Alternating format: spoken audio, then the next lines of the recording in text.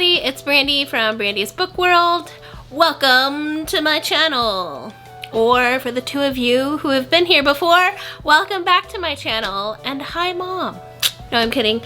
I've been filming all day, so you're gonna see a bunch of videos with me in this dress, and I don't care because it is a beautiful day and I've got good lighting in here, and by doing all these book hauls I am then putting them where they need to be on my shelf, which is amazing. I feel like it's cleaning.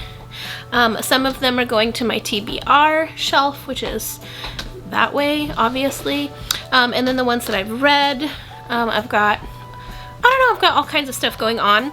I am moving in about 4 months, or please pray for me. I should be moving in 4 months. Please pray.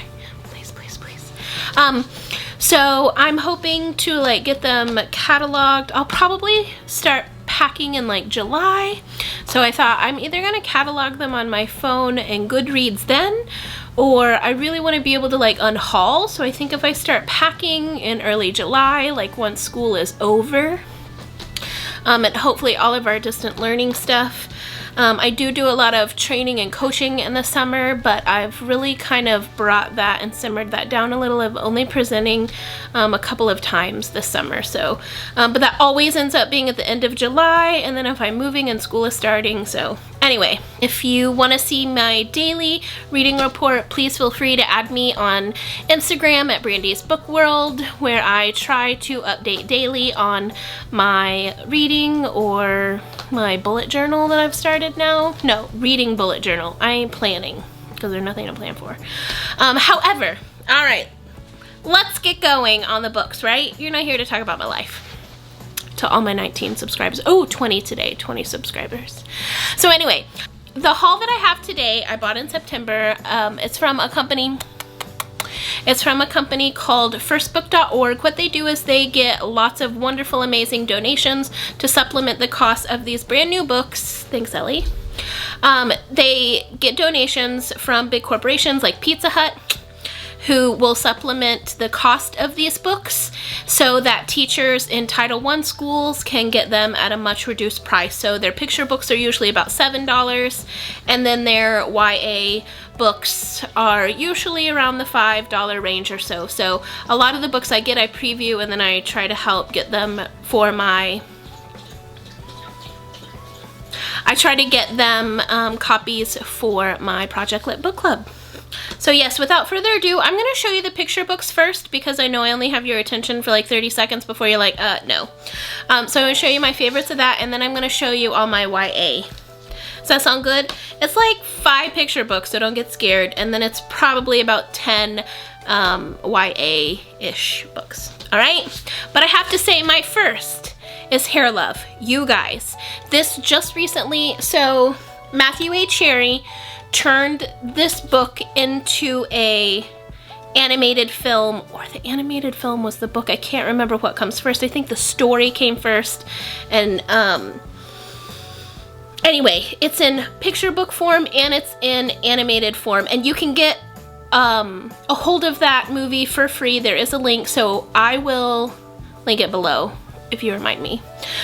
Anyway, it's also illustrated by Vashti Harrison, which is probably one of my favorite illustrators alive right now. She is absolutely amazing. I've met her. She's meek and quiet and shy like me when I'm meeting people, and I just have a super big girl crush on her. However, in this book, the dad is trying to help the little girl do her hair like Mom does because Mom is out, and it is just super frustrating. There's lots of great videos online right now who show amazing dads who are helping their girls with their little girl's hair, and it's just really amazing. It also goes into that black pride and black beauty and hair, and the respect that it deserves. I know that a lot of the social commentary is talking about don't touch my hair, which I love because as a teacher I think I have to really re-examine what I'm doing and learn to better respect my kids. And not that I like touch their hair, but I don't know. You know how we are, teachers and of little kids. So anyway, this book is beautiful and amazing, and I gave it 5 stars, and congratulations, Matthew A. Cherry, on your Oscar, and I will link it below, and I will be making a teacher resource for this, so if I ever make it, I will link it below as well. No. Ellie wants to go outside and I don't want to get up. I also got Firebird. This is the story of ballerina Misty Copeland, and it is illustrated by Christopher Myers, the Christopher Myers, son of Walter Dean Myers, who started his own company lately. That is not for that. As you can see, it has won a Coretta Scott King Award and an Ezra Jack Keats Honor Book. It is amazing. I got to meet Christopher Myers at the Texas Teen Book Festival. It's the one that the big Texas Book Festival has for teens in Georgetown in the fall. It's amazing, you guys. Like, no one comes to this thing, and they have huge authors, and you just get to sit there and chat with them. So a lot of the books today, it looks like I knew they were coming, so I got some. But anyway, Christopher Myers, y'all, had nobody in his line. Nobody. And I know that he doesn't have a lot of teen stuff, but still. So for my picture books, I always get them signed to Miss Alexander, so the kids won't who's Brandy? And then you know that whole business. I got a copy of Tomas and the Library Lady. This is one of my favorite books about getting a library book, and his imagination kind of goes crazy. It has a Tomas Rivera Mexican-American Children's Book Award.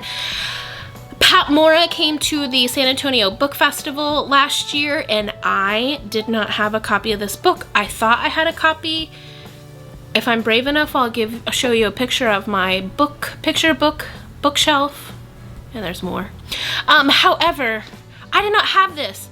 I was in tears, and they didn't have it at the book festival either because they were trying to showcase her adult poetry book. And I was like, hello, she wrote Tomas and the Library Lady. So this is amazing for all teachers and specifically librarians. It is a beautiful book. If you have kids or you are a kid, you're not watching this if you're a kid. If you have kids or you're a teacher, you need this book. It's beautiful. Read it at the beginning of the year before you go to the library. It's amazing. I also found they had a really inexpensive copy of The People Shall Continue. This is the 40th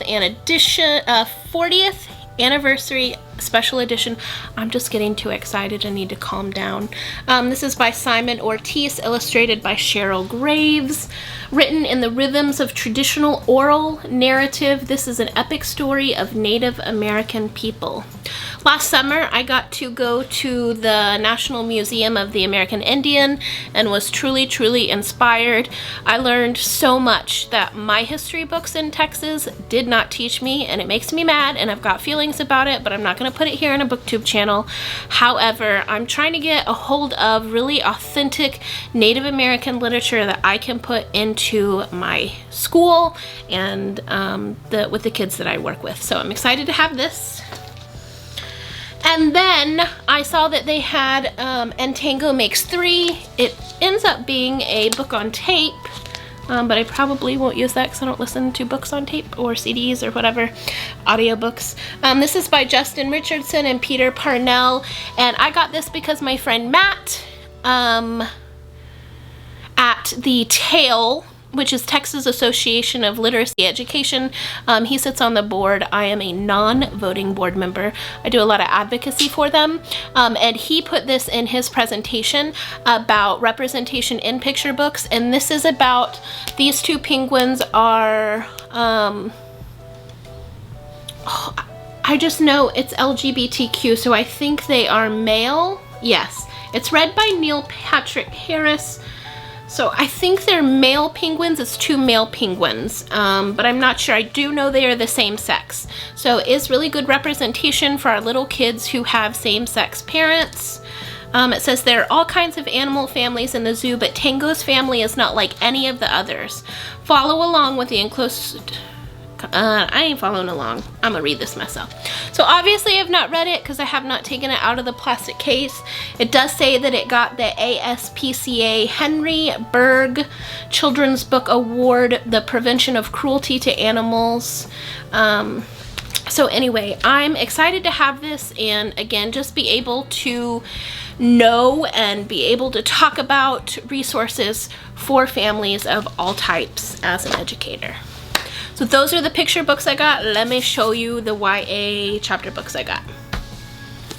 I got my hand on a copy of Maya Angelou's I Know Why the Caged Bird Sings. I think this was $2. I don't like mass market paperback, so this might be unhauling and getting a different edition. However, her autobiography, which this is a part, has I think 6 or 7 books, and I believe this is the 3rd in the set, so I won't be reading this soon, but I have it. So I have an TBR now on my phone of like what I'm gonna request from the library. So I'm gonna start with number 1. I don't think you have to read them in order, and this is obviously her most popular one, but with the passing a while back of Maya Angelou, I just want to read her work, and I just love the power of her words, especially right now in times like this. Having really prolific, compassionate literature to read is important, like to that soul. It says, here is a book as joyous and painful, as mysterious and memorable as childhood itself. I Know Why the Caged Bird Sings captures the longing of lonely children, the brute insult of bigotry, and the wonder of words that can make the world right. Maya Angelou's debut memoir is a modern American classic, beloved worldwide. So again, people don't know though that there are a whole set of these books, so I'm gonna read them in order. Oh, and look, this one's got a foreword by Oprah. Okay. I got the anthology, which came out, I believe, last year, called The Hero Next Door. Let me just read some of the people who contributed. Joseph Broshak, Lamar Giles, Hannah Khan, Juana Medina, Ellen O, RJ Palacio. My book is signed by her. Rita Williams Garcia. And it's with the We Need Diverse books, which I think Lamar Giles helps heads up. Anyway, I do have it signed by RJ Palacio. I got it signed at the Texas Book Festival last year. It frustrated me though because she signed the title page. Like normally only the editor signs the title page, and then the authors will usually sign their individual book. I know there's a couple of books that doesn't allow them to sign their own story. However, Lamar, and when I met him at the Texas Teen Book Festival in Georgetown, he signed his own.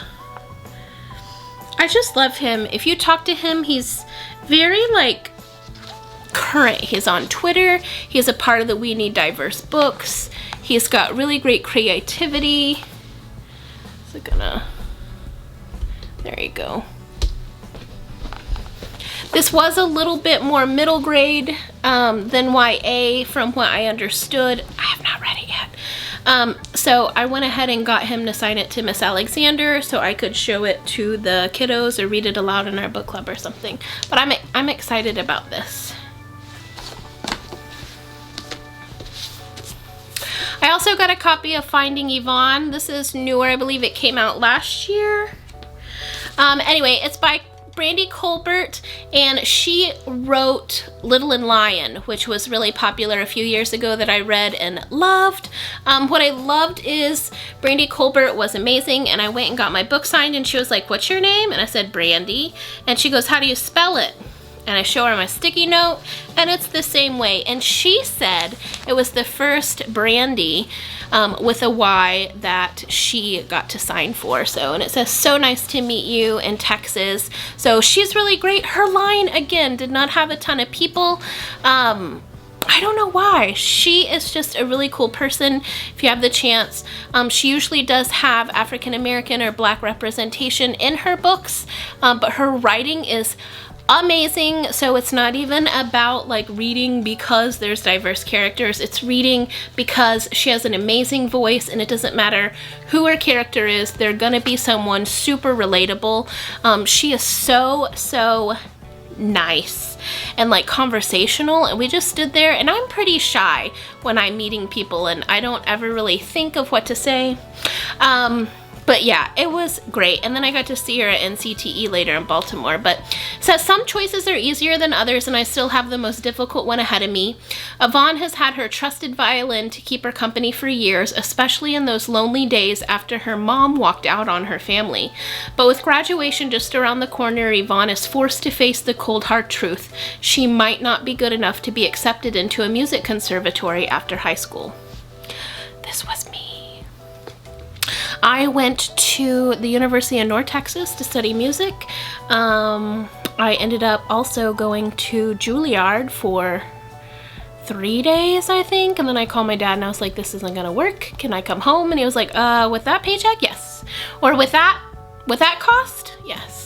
It just wasn't for me, so I'm really excited because this speaks to me, and I did end up dropping out of music after a few years in college training and became a teacher, and that's been amazing, and now I get to read more, maybe, and I don't have to starve, because I'm pretty sure me working from gig to gig would not be great. I also got Stella by Starlight. This is by Sharon Draper. I got to see her at NCTE in 2018, and oh my gosh, she is brilliant and hysterical. Like those people who are brilliant, so brilliant they're like funny. She's a little older, so she's got like the wisdom of like, I've been around the corner, I know what I'm talking about. She also does great books with representation of Black and African American characters. This is Stella, who lives in the segregated South in Bumblebee, North Carolina. Some stores she can go into, some stores she can't. Some folks are right pleasant, others are a lot less. To Stella, it sort of evens out, and heck, the Klan hasn't bothered them for years. But one late night, later than she should ever be up, much less wandering around outside, Stella and her little brother see something that they're never supposed to see, something that is the first flicker of change to come, change not welcome by any stretch of the imagination. So, this has a lot to do with a lot of the book and advocacy that I do and work for, so I'm really excited. And again, anything by Sharon Draper is usually amazing. And it feels like a middle grade almost with how many words are on the page. But yes, it got 4-starred reviews. One including Kirkus, which I really love, and one from the school library journal as well. So I'm excited for that one. I also got Mango's Mischief and Tales of Friendship, Stories from India, because I love to learn about different cultures and places. It also has there's also a couple other books in the series. So I wanted to check this one out because it had come out and I had seen a lot about it on Twitter. It says, being a wise and just ruler is no easy task. That is what Prince Veera discovers when he and his best friend Suku are given the opportunity to preside over the court of his father, King Bhima. Some of the subject's complaints are easily addressed, but others are much more challenging. How should they handle the case of the greedy merchant who wishes to charge people for enjoying the smells of his sweets? And can they prove that an innocent man cannot possibly spread bad luck? Will Prince Veera and Suku be able to settle the dispute between a man and his neighbor to whom he sells a well, but not the water in it? Or solve the mystery of the jewels that have turned into pickles. So this is published in the UK as 2 separate books, and this volume includes 8 original trickster tales inspired by traditional Indian folk tales. I love traditional tales, so I'm really excited to learn more about the Indian culture and some of their trickster tales. I also got the graphic novel Best Friends. This is the companion to Real Friends. Can you see that? So I was really excited. I got to meet Shannon Hale and Liu Pham at the National Council of Teachers of English this past year in November of 2019 in Baltimore, and they were lovely, lovely people. I love graphic novels. I've heard a lot of great things about Real Friends, so I'm excited to get to this. I Also got me a copy of Code Talker by Joseph Bruchac because as I was really inspired by NCTE's just their whole program, but really again finding those authentic Native American voices when we really want to talk about the history of the United States.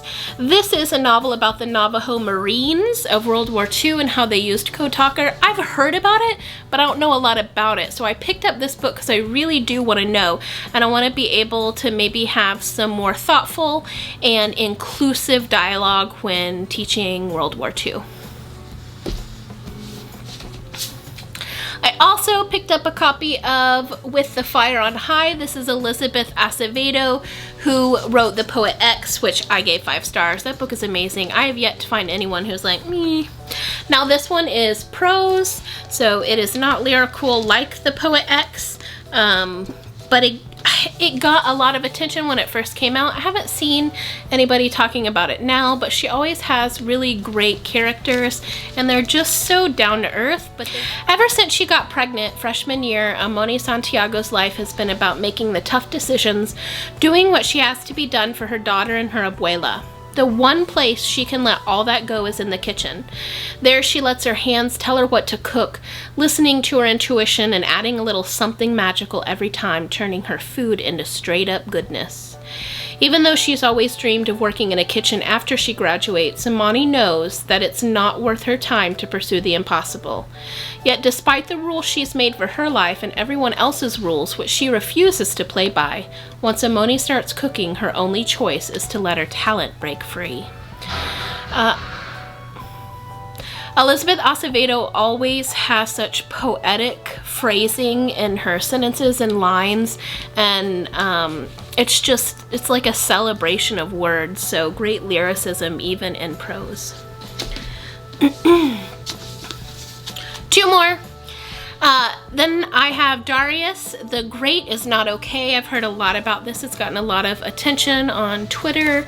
I think it might be a Project Lit book club selection. I'm not 100% sure. It says Darius Kellner speaks better Klingon than Farsi, and he knows more about Hobbit social cues than Persian ones. He is a fractional Persian, half on his mom's side, and his first ever trip to Iran is about to change his life. Darius has never really fit in at home, and he's sure things are going to be the same in Iran. His clinical depression doesn't exactly help matters, and trying to explain his medication to his grandparents only makes things harder. Then Darius meets Sohrab, the boy next door, and everything changes. Soon they're spending their days together playing soccer, eating faluda.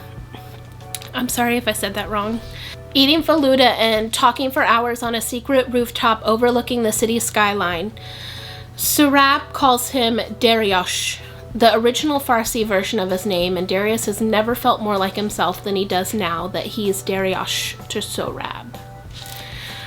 Doesn't that sound amazing? You've got, learning about a different culture, learning about where he's from and mental health. So I'm excited to read that one.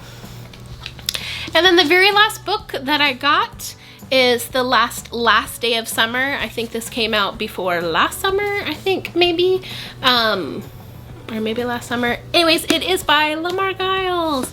So I did get it signed at the Texas Teen Book Festival in Austin. Yay, I did do Miss Alexander because I want to see if this would be a good selection for our 4th and 5th grade book club. I know it does have some time travel, like I think it's time travel. Magical Spaces. There's the cover. So maybe that's it. Let's see. Otto and Sheed Alston are the local sleuths in their zany Virginia town, masters of unraveling mischief using their unmatched powers of deduction. As summer winds down and the first day of school looms, the boys are craving just a little more time for fun, even as they bicker over what kind of fun they want to have. That is, until a mysterious man named Mr. Flux appears with a camera that literally freezes time. How cool is that? So I am putting this on it was on my TBR shelf. I went and grabbed it back to make this video. So this is on my shelf of my Project Lit books to get read this summer, but it sounds really good, and hopefully if it's appropriate for 4th and 5th grade, then we'll be able to get some copies for my book club as well. So that's it. That is the haul that I got September 2019, so when school got started and then everything just went crazy nutso, and so now having a little bit of time to just kind of be inside and think about, you know, our selves here with some more reading time as well, and just trying to put goodness in the world. So that's what I got from firstbook.org. Again, if you're a teacher and want information, even if you're not at a Title I school, they still have a really great newsletter that will at least give you the titles to look for, and you can check them out at your library as well, or ask your PTO for them maybe. Anyway, so that's it for me today. Thank you for joining in and seeing what I got, and hope to see you guys in another video. Bye! Let's edit that out, shall we?